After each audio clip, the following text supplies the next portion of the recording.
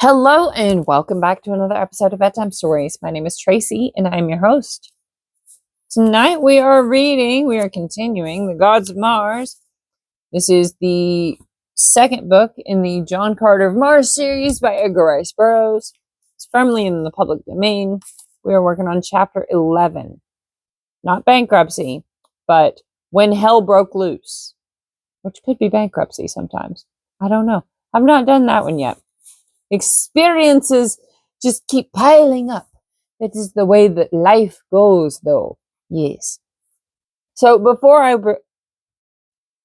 we jump right into this, I need to ask you a series of very serious queries. And I also need to let you know that I am sucking on a cough drop right now because I got a little bit of a tickle. And I keep coughing. So if I sound like I've got marbles in my mouth, it's because I kind of sort of do. And I'm working on improving my diction and pronunciation despite the obstacle in my mouth. And I hope you'll come along for the journey. All right, have you gone pee in the potty yet? Did you brush your teeth? Have you got your water next to the bed? Hydration is very important. It helps keep your skin clear too. It makes you healthier. All right. And have you done your stretches? You got all of that done? I'm very impressed. Very proud.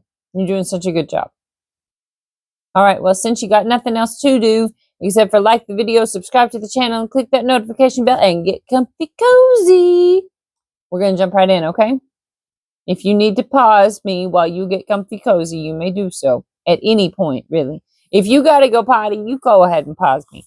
And then you can start me back up when you get done. Always listen to your body. All right. Chapter 11, When Hell Broke Loose. Let us begin. Early the next morning, Zodar and I commenced work upon our plans for escape. First, I had him sketch upon the stone floor of our cell as accurate a map of the South Polar regions as was possible with the crude instruments at our disposal. A buckle from my harness, and the sharp edge of the wondrous gem I had taken from Sator Throg. That's how we're saying his name, Sator Throg. From this, I computed the general direction of helium, in the distance at which it lay from the opening which led to Omine. Then I had him draw a map of Omine, indicating plainly the position of Shador, and of the opening in the dome, which led to the outer world. These I studied until they were indelibly imprinted in my memory. From Zodar, I learned the duties and customs of the guard who patrolled Shador. It seemed that during the hours set aside for sleep, only one man was on duty at a time. He paced a beat that passed around the prison at a distance of about 100 feet from the building. The pace of the sentries, Zodar said, was very slow, requiring nearly 10 minutes to make a single round. This meant that for practically 5 minutes at a time, each side of the prison was unguarded, as the sentry pursued his snail-like pace upon the opposite side. This information, you ask, said Zodar, will be all very valuable after we get out. But nothing that you have asked has any bearing on that first and most important consideration. We will get out all right, I replied, laughing. Leave that to me. When shall we make the attempt, he asked. The first night that finds a small craft moored near the shore of Shador, I replied. But how will you know that any craft is moored near Shador? The windows are far beyond our reach. Not so, friend Zodar. Look. With a bound, I sprang to the bars of the window opposite us, and took a quick survey of the scene without. Several small craft and 2 large battleships lay within 100 yards of Shador. Tonight, I thought, and was just about to voice my decision to Zodar when, without warning, the door of our prison opened, and a guard stepped in. If the fellows saw me there, our chances of escape might quickly go glimmering, for I knew that they would put me in irons if they had the slightest conception of the wonderful agility which my earthly muscles gave me upon Mars. The man had entered and was standing facing the center of the room, so that his back was toward me. 5 feet above me was the top of a partition wall separating our cell from the next. There was my only chance to escape detection. If the fellow turned, I was lost, nor could I have dropped to the floor undetected, since he was so nearly below me that I would have struck him had I done so. "Where is the white man?" cried the guard of Zodar. "Isis commands his presence." He started to turn to see if I were in another part of the cell. I scrambled up the iron grating of the window until I could catch a good footing on the sill with one foot. Then I let go my hold and sprang for the partition top. "What was that?" I heard the deep voice of the black bellow below as my metal grated against the stone wall as I slipped over. Then I dropped lightly to the floor of the cell beyond. "Where's the white slave?" again cried the guard. "I know not," replied Zodar. "He was here even as you entered. I am not his keeper. Go find him." The black grumbled something that I could not understand, and then I heard him unlocking the door into one of the other cells on the further side. Listening intently, I caught the sound as the door closed behind him. Then I sprang once more to the top of the partition and dropped into my own cell beside the astonished Zodar. "Do you see now how we will escape?" I asked him in a whisper. "I see how you may," he replied, "but I am no wiser than before as to how I am to pass these walls. Certain it is that I cannot bounce over them as you do." We heard the guard moving about from cell to cell, and finally, his rounds completed, he again entered ours. When his eyes fell upon me, they fairly bulged from his head. "By the shell of my first ancestor," he roared, "where have you been?" "I have been in prison since you put me here yesterday," I answered. "I was in this room when you entered. You had better look to your eyesight." He glared at me in mingled rage and relief. "Come," he said. "Isis commands your presence." He conducted me outside the prison, leaving Zodar behind. There we found several other guards, and with them the Red Martian youth who occupied another cell upon Shador.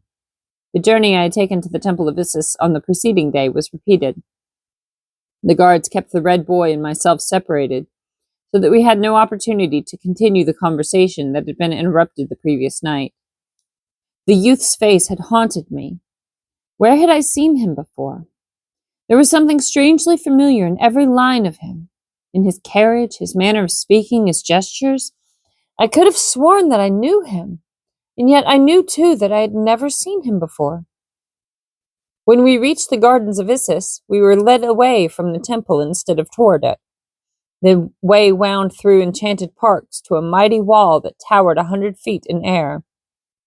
Massive gates gave egress upon a small plain, surrounded by the same gorgeous forests that I had seen at the foot of the Golden Cliffs.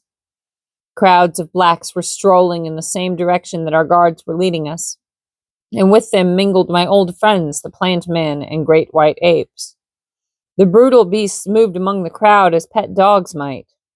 If they were in the way, the blacks pushed them roughly to one side, or whacked them with the flat of a sword, and the animals slunk away as in great fear.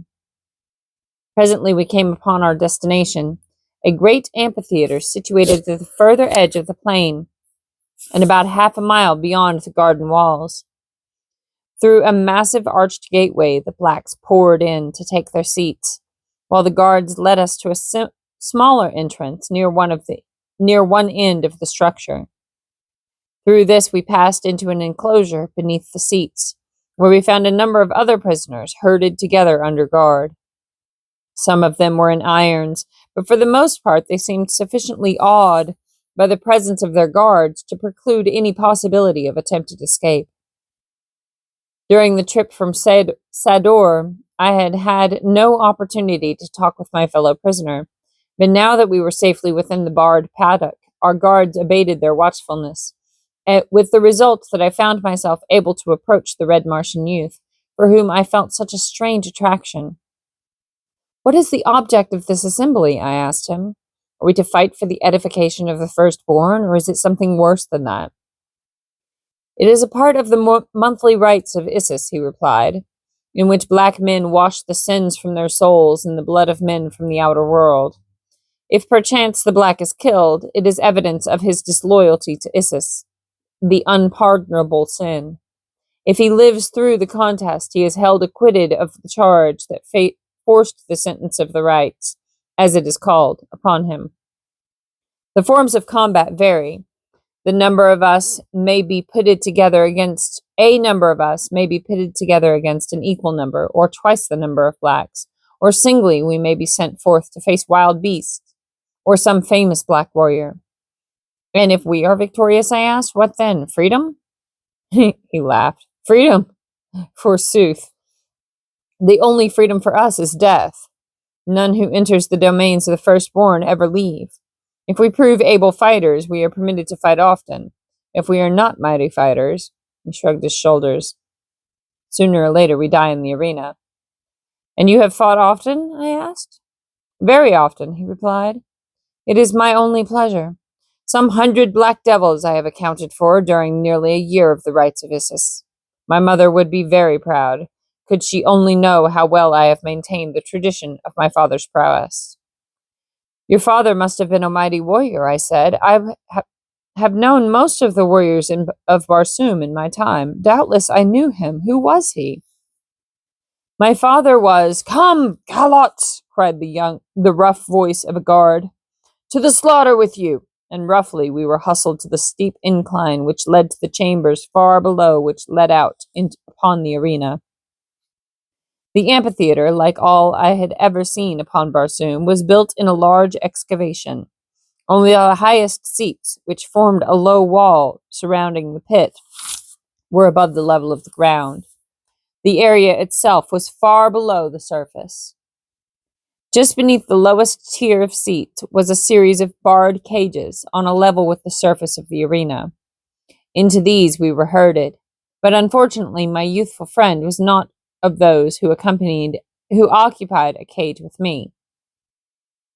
Directly opposite my cage was the throne of Isis. Here the horrid creature squatted, surrounded by 100 slave maidens, sparkling in jeweled trappings.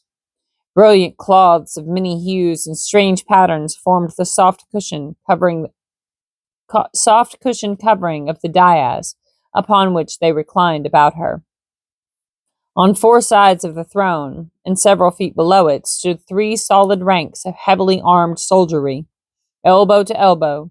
In front of these were the high dignitaries of the mock heaven, gleaming blacks bedecked with precious stones upon their foreheads, and the insignia of their rank set in circles of gold. On both sides of the throne stretched a solid mass of humanity from top to bottom of the amphitheater. There were as many women as men, and each was clothed in the wondrously wrought harness of his station and his house. With each black was from 1 to 3 slaves, drawn from the domains of the Therns and from the outer world. The blacks are all noble. There is no peasantry among the firstborn. Even the lowest soldier is a god, and has his slaves to wait upon him. The firstborn do no work. The men fight. That is a sacred privilege and duty, to fight and die for Isis. The women do nothing. Absolutely nothing. Slaves wash them. Slaves dress them. Slaves feed them. There are some even who have slaves that talk for them. And I saw one who sat during the rites with closed eyes while a slave narrated to her the events that were transpiring within the arena. The first event of the day was the tribute to Isis. It marked the end of these poor unfortunates who had looked upon the divine glory of the goddess a full year before. There were 10 of them, splendid beauties from the proud courts of the mighty Jedaks and from the temples of the holy Therns. For a year they had served in the retinue of Isis. Today they were to pay the price of this divine preferment with their lives. Tomorrow they would grace the tables of the court functionaries. A huge black entered the arena with the young women. Carefully he inspected them, felt of their limbs, and poked them in the ribs. Presently he selected one of their number, whom he led before the throne of Isis. He addressed some words to the goddess which I could not hear. Isis nodded her head. The black raised his hands above his head in token of salute, grasped the girl by the wrist, and dragged her from the arena through a small doorway below the throne. Isis will dine well tonight, said a prisoner beside me. What do you mean? I asked. That was her dinner that old Tavius was taking to the kitchens. Didst not note how carefully he selected the plumpest and tenderest of the lot? and growled out my curses on the monster sitting opposite us on the gorgeous throne. Fume not, admonished my companion. You will see far worse than that if you live even a month among the firstborn. I turned again in time to see the gate of a nearby cage thrown open and 3 monstrous white apes spring into the arena. The girls shrank in a frightened group in the center of the enclosure. One was on her knees with imploring hands outstretched towards Isis. The hideous deity only leaned further forward in keener anticipation of the entertainment to come. At length the apes spied the huddled knot of terror-stricken maidens, and with demoniacal shrieks of bestial frenzy charged upon them. A wave of mad fury surged over me. The cruel cowardliness of the power-drunk creature whose malignant mind conceived such frightful forms of torture stirred to the uttermost depths of my resentment and my manhood. Stirred to their uttermost depths, my resentment and my manhood. The blood-red haze that presaged death to my foes swam before my eyes. The guard lolled before the unbarred gate of the cage which confined me. What need of bars, indeed, to keep these poor victims from rushing into the arena, which the edict of the gods had appointed as their death place? A single blow sent the black unconscious to the ground. Snatching up his long sword, I sprang into the arena. The apes were almost upon the maidens, but a couple of mighty bounds were all my earthly muscles required to carry me to the center of the sand-strewn floor. For an instant, silence reigned in that great amphitheater. Then a wild shout arose from the cages of the doomed. My longsword circled whirring through the air, and a great ape sprawled headless at the feet of the fainting girls. The other apes turned now upon me, and as I stood facing them, a sullen roar from the audience answered the wild cheers from the cages. With the tail of my eye, I saw a score of guards rushing across the glistening sand toward me. Then a figure broke from one of the cages behind them. It was the youth whose personality so fascinated me. He paused a moment before the cages with upraised sword. "Come, men of the outer world," he shouted, "let us make our deaths worthwhile, and at the back of this unknown warrior turn this day's tribute to Isis into an orgy of revenge, that will echo through the ages and cause black skins to blanch at every repetition of the rites of Isis. Come, the racks without your cages are filled with blades." Without waiting to note the outcome of his plea, he turned and bounded toward me. From every cage that harbored red men, a thunderous shout went up in answer to his exhortation. The inner guards went down beneath howling mobs, and the cages vomited forth their inmates, hot with the lust to kill. The racks that stood without were stripped of the swords with which the prisoners were to have been armed to enter their allotted combats, and a swarm of determined warriors sped to our support.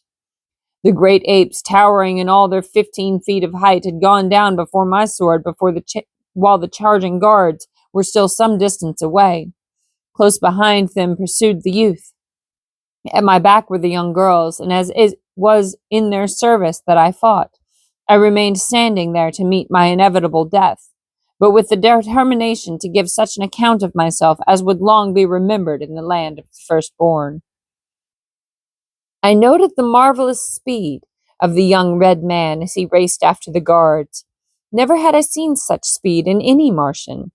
His leaps and bounds were little short of those which my earthly muscles had produced to create such awe and respect on the part of the green Martians into whose hands I had fallen on that long gone day that had seen my first advent upon Mars. The guards had not reached me when he fell upon them from the rear, and as they turned, thinking from the fierceness of his onslaught that a dozen were attacking them, I rushed them from my side. In the rapid fighting that followed, I had little chance to note aught else than the movements of my immediate adversaries, but now and again I caught a fleeting glimpse of a purring sword and a lightly springing figure of sinewy steel that filled my heart with a strange yearning and a mighty but unaccountable pride. On the handsome face of the boy a grim smile played, and ever and anon he threw a taunting challenge to the foes that faced him. In this and other ways his manner of fighting was similar to that which had always marked me on the field of combat. Perhaps it was this vague likeness which made me love the boy, while the awful havoc that his sword played amongst the blacks filled my soul with a tremendous respect for him. For my part, I was fighting as I had fought 1,000 times before, now sidestepping a wicked thrust, now stepping quickly in to let my sword's point drink deep in a foeman's heart, before it buried itself in the throat of his companion. We were having a merry time of it, we two, when a great body of Isis's own guards were ordered into the arena. On they came with fierce cries, while from every side the armed prisoners swarmed upon them. For half an hour it was as though all hell had broken loose. In the walled confines of the arena we fought in an inextricable mass, howling, cursing, blood-streaked demons, and ever the sword of the young red man flashed beside me.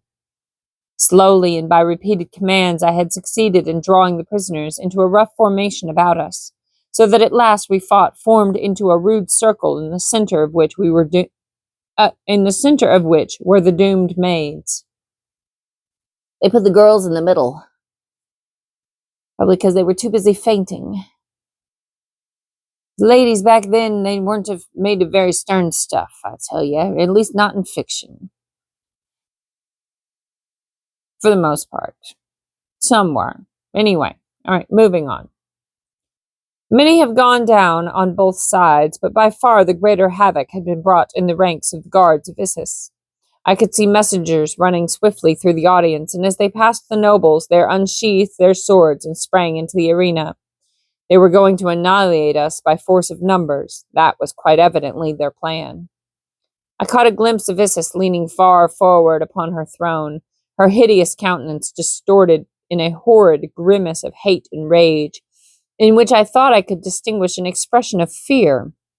It was that face that inspired me to the thing that followed. Quickly, I ordered 50 of the prisoners to drop back behind us and form a new circle about the maidens. "Remain and protect them until I return," I commanded. Then, turning to those who formed the outer line, I cried, "Down with Isis! Follow me to the throne. We will reap vengeance where vengeance is deserved." The youth at my side was the first to take up the cry of "Down with Isis." And then at my back and from all sides rose a hoarse shout, "To the throne! To the throne!" As one man we moved, an irresistible fighting mass, over the bodies of dead and dying foes toward the gorgeous throne of the Martian deity. Hordes of the doughtiest fighting men of the firstborn poured from the audience to check our progress. We mowed them down before us as they had been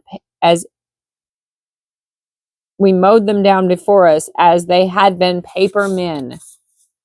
It should have been as though they had been paper men, but whatever. What are you going to do? It was written over 100 years ago. "To the seats, some of you," I cried as we approached the arena's barrier wall. 10 of us can take down. 10 of us can take the throne. For I had seen that Isis's guards had, for the most part, entered the fray within the arena.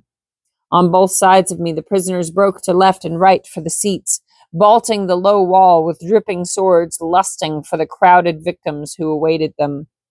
In another moment, the entire amphitheater was filled with the shrieks of the dying and the wounded, mingled with the clash of arms and the triumphant shouts of the victors.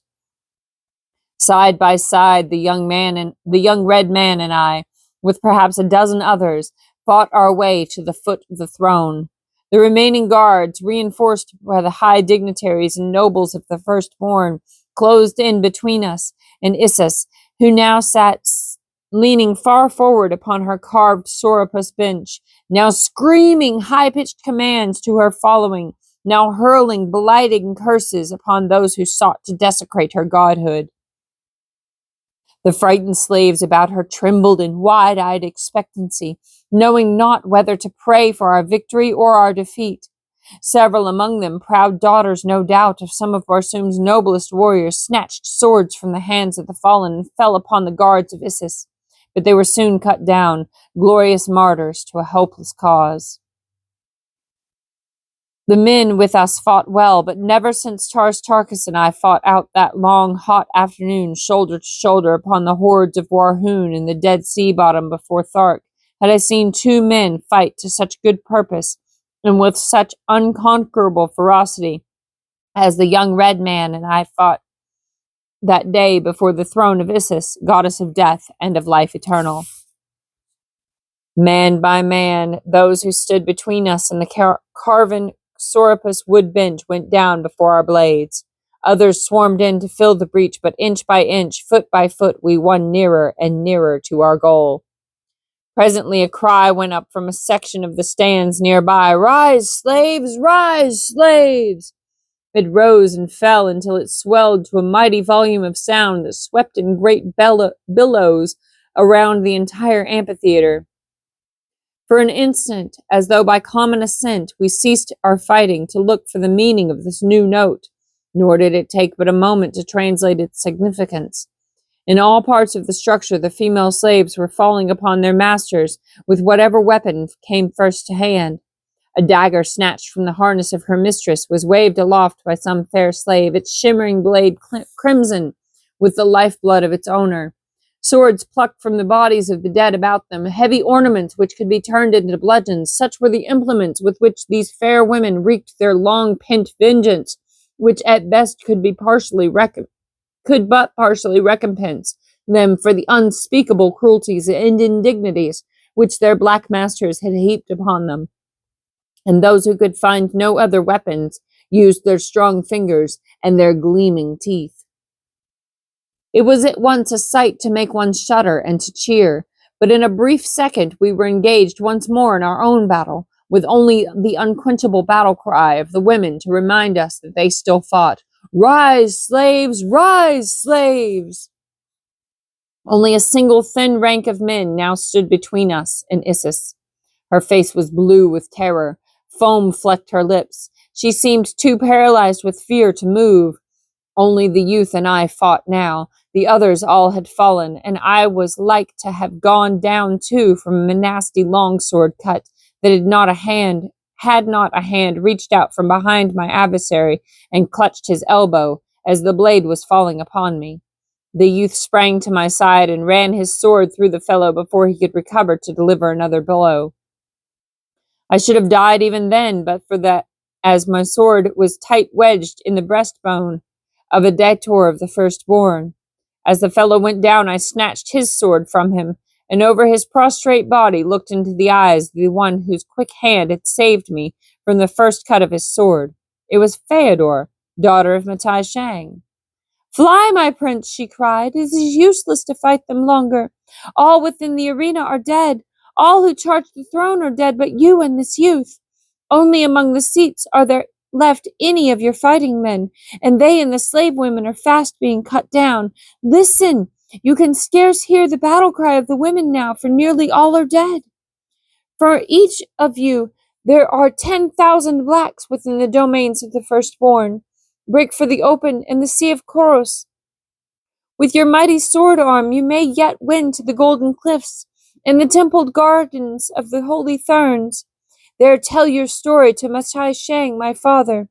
He will keep you, and together you may find a way to rescue me. Fly while there is yet a bare chance for flight."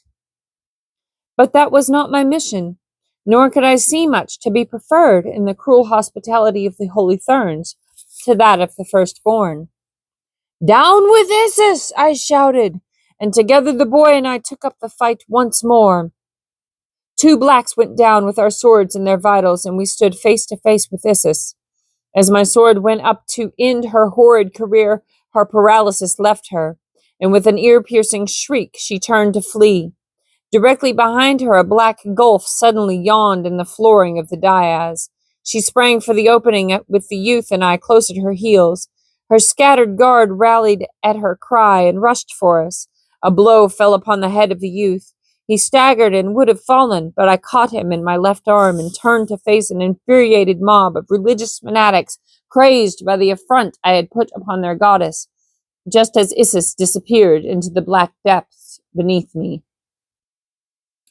And that's the end of chapter 11. Oh my goodness. That was all hell breaking loose, wasn't it? I think you know who this young red man is, don't ya? I think we all know. The only one who doesn't know is the guy who's standing next to him.